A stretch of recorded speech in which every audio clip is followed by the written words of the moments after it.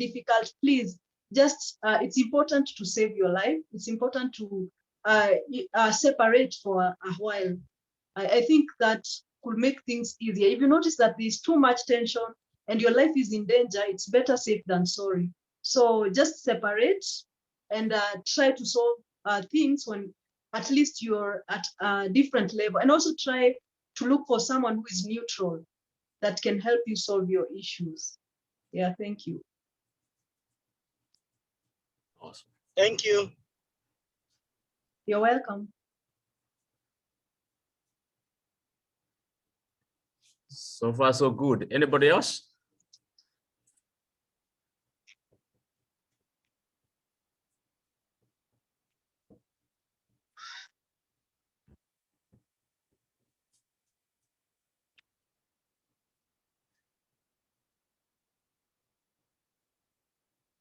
All right, Edith. Yeah, then I'll go. If there's nobody, then I'll just ask this one. Yeah, so especially this time of pandemic season, you know, most people, especially common mwananchi, they have to choose between their family or providing for their family or seeking health. Especially everybody is scared to go to the hospital. Mm-hmm. Because even the healthcare back home is very, very expensive. Yeah, so what are those home remedies somebody can practice, especially when they suspect themselves or their partners or their friends they are going undergoing any type of stress or distress? So what are those home remedies somebody can practice them for free?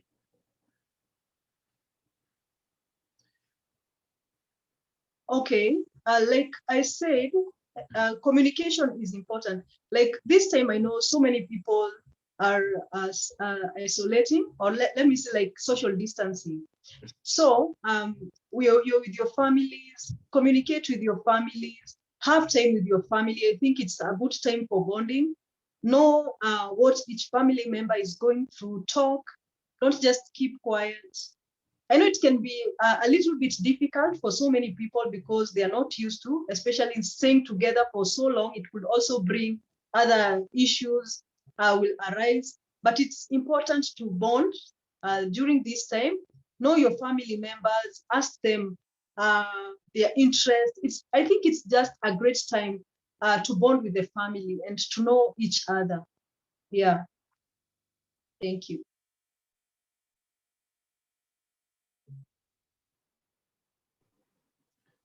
Hi, Edith. Hello. Yeah, I'm just taking a different dimension in such a way that most of us have different personalities. Yes. It's somehow easier for an extrovert to be able to handle some situations, or rather be overcome quickly because they kind of go out a lot and they're good with people. What would you tell of an introvert who is always quiet, keeps much to himself? You know, he's not outgoing. And as you've mentioned, it's good when these times when you are depressed or that you need to socialize.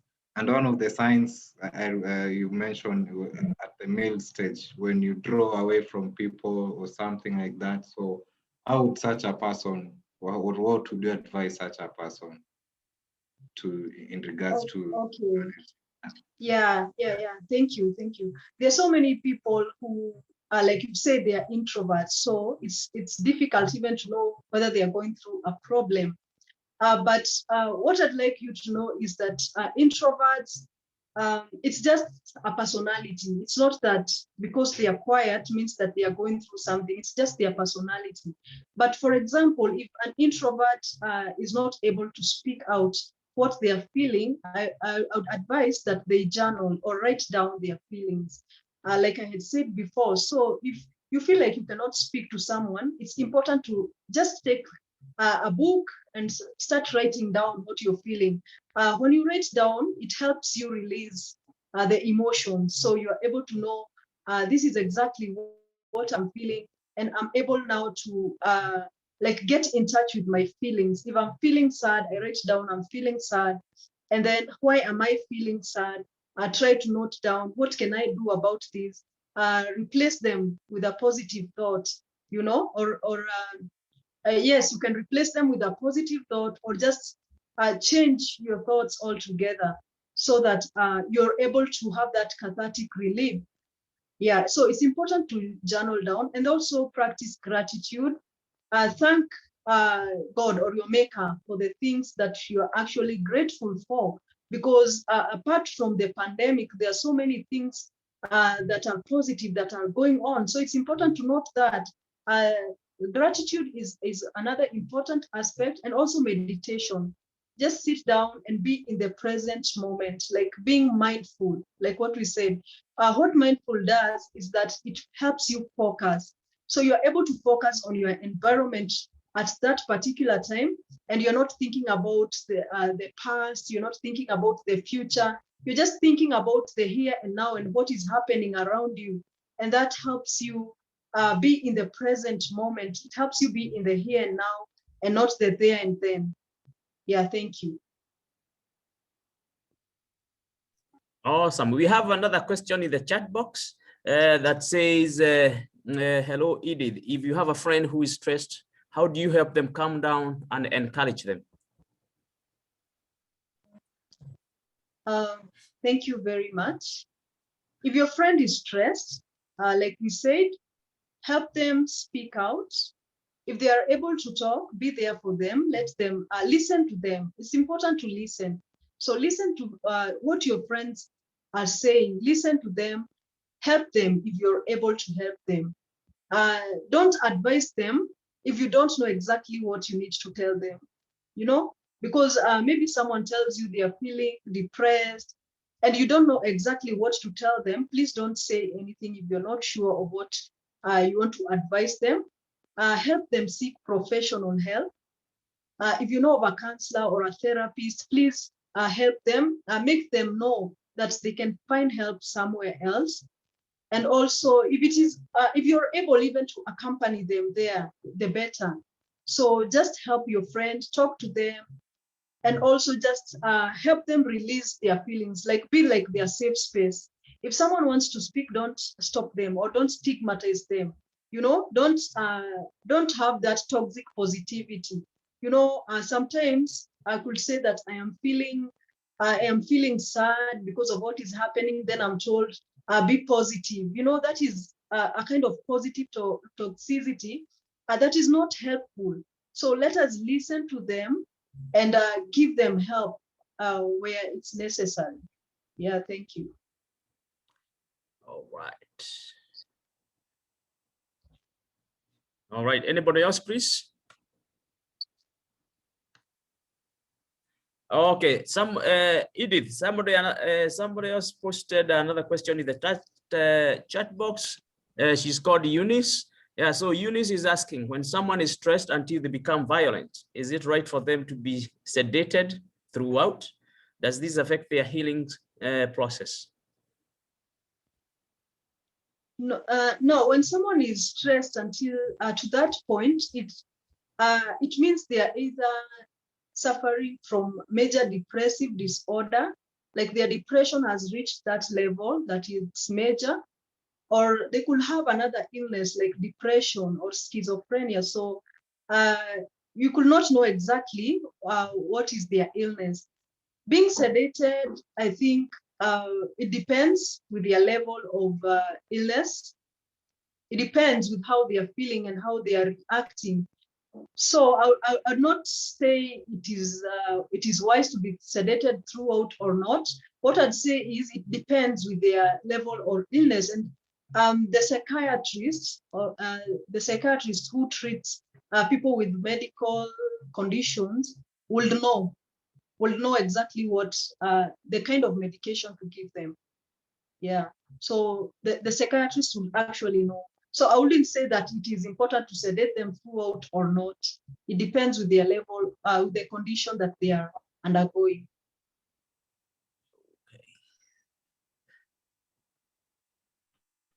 All right, I have another one.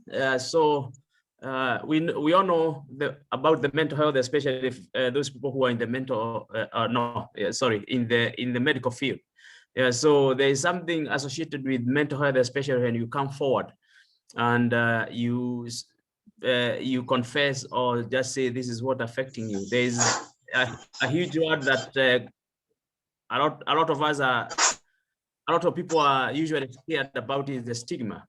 Yeah, so because I don't wanna, whenever I profess, whenever I confess that I'm going undergoing something, mental health, PTSD, whatever, depression, I have suicidal ideation, I'm scared that I might even lose my job, and I'm scared that how my friends, my family will take me, and the stigmatization comes with that. So a lot of people fear about stigmatization. How as a psychologist, how would you encourage such people to still come forward because it's the right thing to do?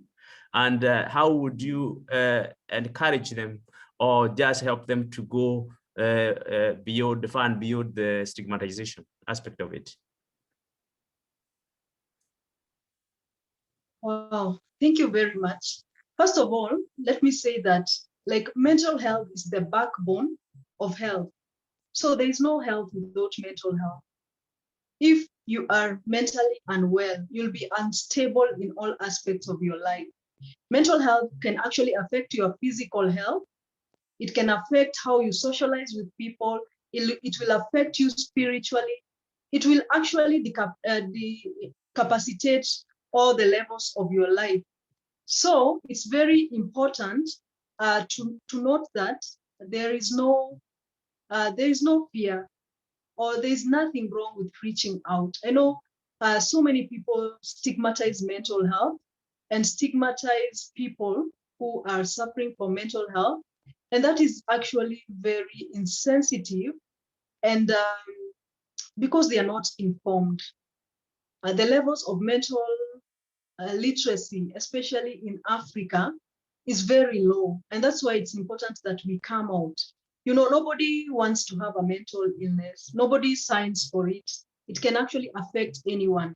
We've seen religious leaders, we've seen people in power, even in politics, die by suicide.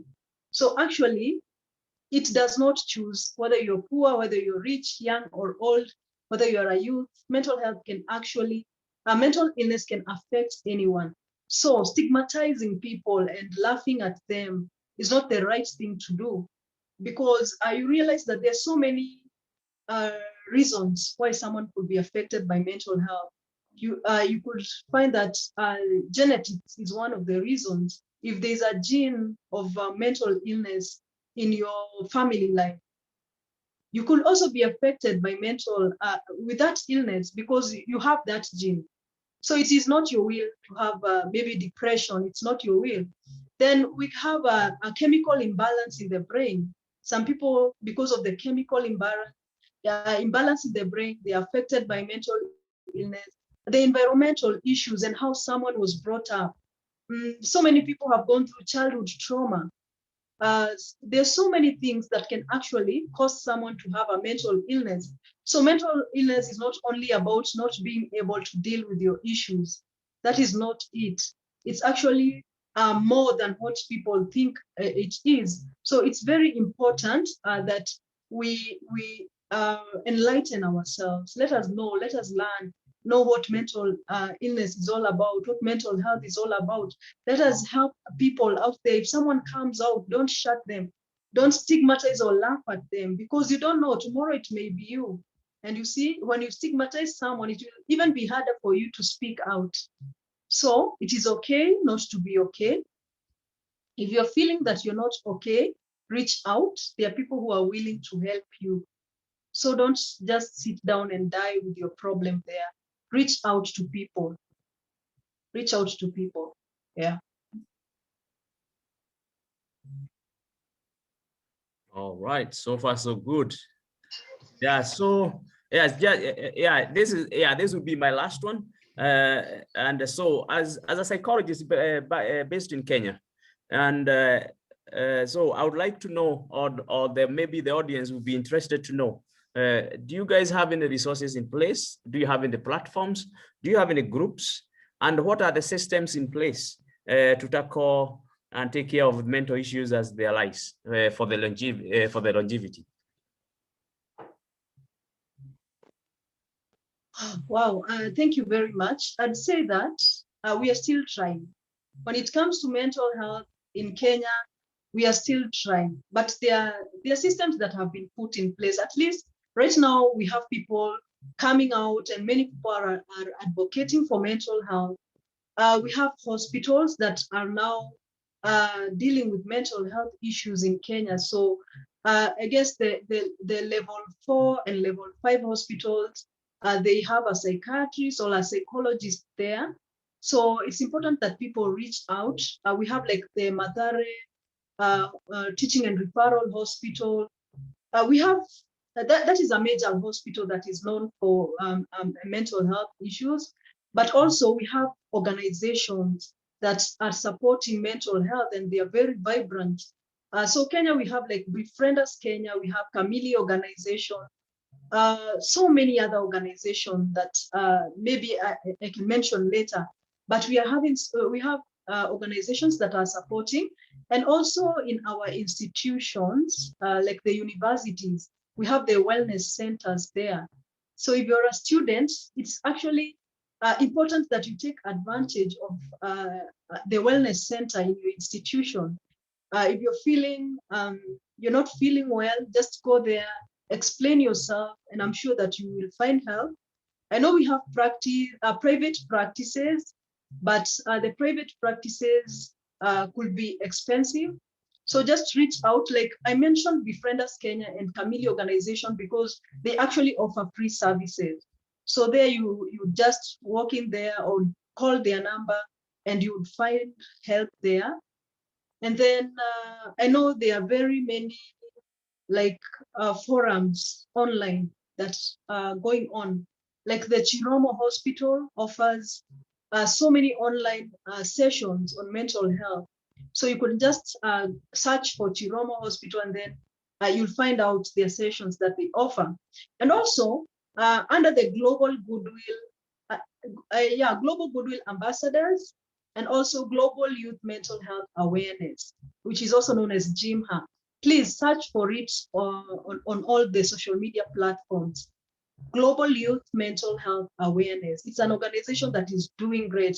Like I said, I am an ambassador there, so I advocate for mental health. So when you search for GYMHA or Global Youth Mental Health Awareness, we have sessions every fortnight on Thursdays, where we have open conversations with the youth on matters concerning mental health. So every fortnight, you'll have someone to talk to you about mental health. Yeah, thank you. Thank you, Edith, for that.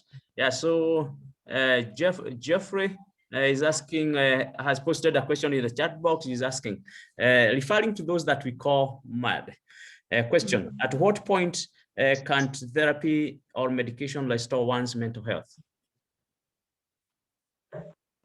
Okay, first, it's very wrong to call someone mad. That is one word that stigmatizes people. You know, people don't want to come out because they don't want to be referred to as mad. So it is not a right word to use. So I think he's referring to people who have gone through or are affected by psychosis. You know, they've lost touch with reality. So such people can be referred to a psychiatric hospital. So the psychiatrists there are able to treat them. So it is important that, and by the way, so many people recover, because when people lose touch with reality, they get restored. Yeah, I've seen so many people recover from it, and they come back to their senses. Yeah, because what happens is just that they lose touch with reality, but with the medications, they are able to come back to their senses. Yeah, they are offered antidepressants and other medications depending on the condition that they are undergoing. So yeah, it's possible for people to get restored. Thank you.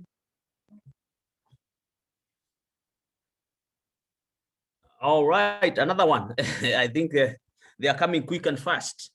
Yeah, so where is the borderline between stress and depression? Or can the two be used interchangeably? And no, like I said, stress could lead to depression. So stress and depression are two totally different words. It just depends on the severity. Like we can have mild depression to severe depression. So stress, for one to have depression, it actually starts from stress. So stress could lead to depression. That's what I'd say. So you cannot like use the two interchangeably. Yeah, because one could have like mild stress to severe stress. Yeah. Awesome. Any other question or contribution? Still, we have some time left, a few minutes.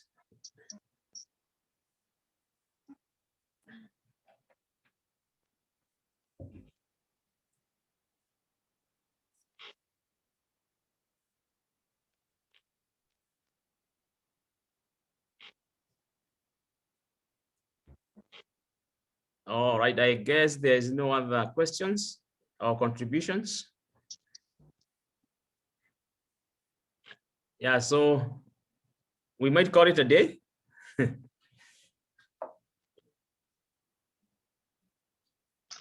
Okay.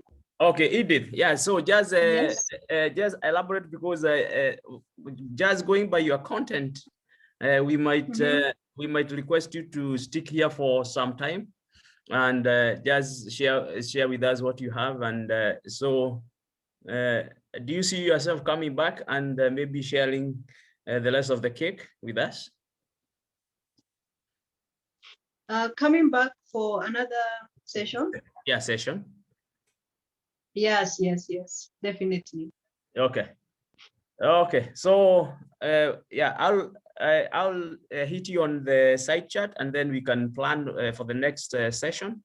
And from my I guess I've seen another.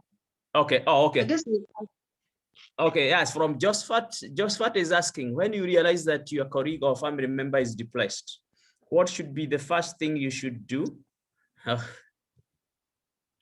when you realize that, please talk to them first. Find out their concerns. You know, people just like to know that there's someone who is concerned about them. So when you when they feel like you're concerned about them, they can open up to you.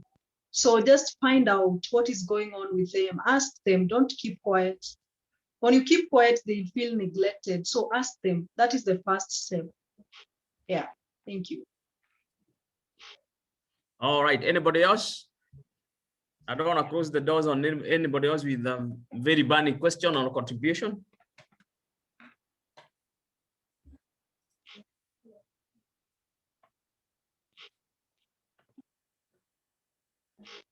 If you don't ask your question, you can always send it through the chat box. Hello, Geoffrey. I wanted to ask Edith, in her line of work, when, for example, you're walking along the streets and you see mad people, dirty people, you feel like they, they are mentally, they have issues with their mental health. Do you feel like there's something you can do or can't do? Or do you sympathize with them? That's my question. You ask how I feel about it. Just Yes, that. please. Okay. I actually feel sad about it. I think about their families. I think about so many things because I think they've been neglected by their families, and I feel sad about it. And I don't blame the families if that's what happened, because many people don't actually know what mental health is all about. They think maybe this person has been cursed, you know, the African culture, what it states. So I actually sympathize with them. And I just wish that there's something I could do about it. But I know many people actually are taken to like the psychiatric centers. Some of them are not taken there. So they are just on the streets. It's actually a sad situation, and I hope that something can be done about it. Yeah. So what I feel, I just feel so sad about it. I wish that I can do something about it. If it was in my capacity, I would actually do something about it. Yeah. Thank you.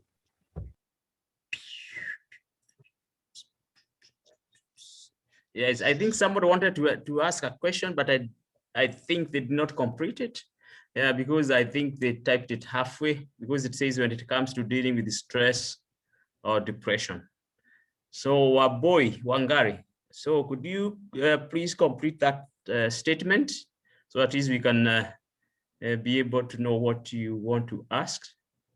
Boy Wangari, you can either come online or just complete your chat.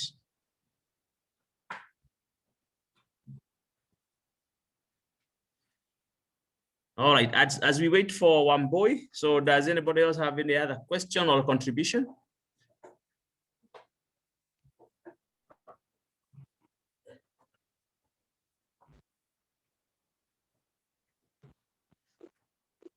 So you can ask, you can contribute as much as you can. So this is an unlimited account, so we can talk until eternity. So we have time. Yeah, so don't worry about time. You can be here the whole day. So if you have something that is bothering you, this is the time. Miss Edith, she's here for you.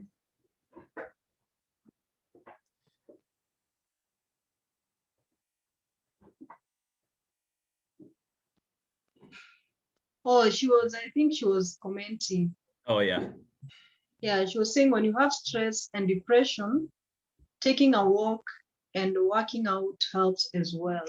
Yeah, that is very, very true. That is very, very true. It gives you that cathartic relief. Just walking and exercise is very important. Yeah. Thank you for that.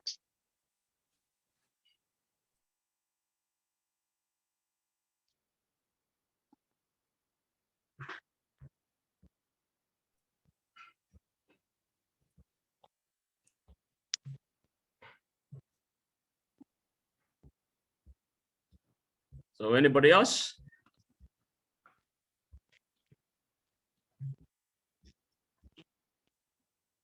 Someone said I should mention the centers. Okay, I said Befriend Us Kenya. Befriend Us Kenya.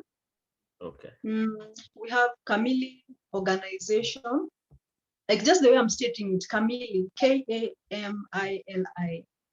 Kamili organization. So Befriend Us Kenya is in Upper Hill, Nairobi. Kamili organization is in Lower Kabete, Nairobi. Then we have Mental Health 360. You can also reach out to that. Yeah. Also, Global Youth Mental Health Awareness. That is an online platform. Global Youth Mental Health Awareness, GYMHA. Okay. Thank you, Joyfrey. You are welcome. Yeah, so I think there's no other questions coming through. So I think we might halt it there until next time. So thank you so much, Edith. I know it was on a kind of a little short notice, but you came through, and you came through big time. Yeah, so as I said earlier, this platform, we have been operating it since lockdown last year, June, and we have tackled a lot of topics for those people who have been with us through the whole ride. And I thank you everyone for availing your time and your bundles and everything to come and learn a thing or two. So Edith gonna be with us maybe sometimes next week. I'm gonna talk with her after here, and then we can arrange what